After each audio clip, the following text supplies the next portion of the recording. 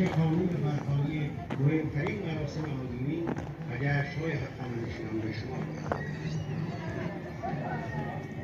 در اینجا نمایندگان 28 سرکردی یا ایالات تابع امپراتوری از دورترین نقاط یکدیگر همدم می‌شدند تا در حضور پادشاه بزرگترین ایام همچون نوروز را جشن گیرند.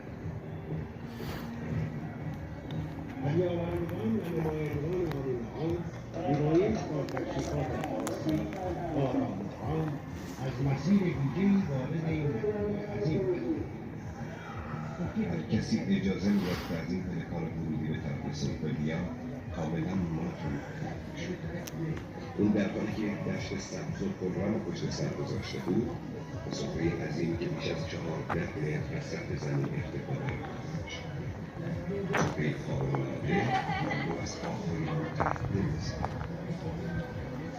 برای رسیدن به این کاخ‌ها مردم مورد تالار انتظار یا دروازه اعتماد شد. ورود به مجموعه کاخ‌ها از راه دروازه ملل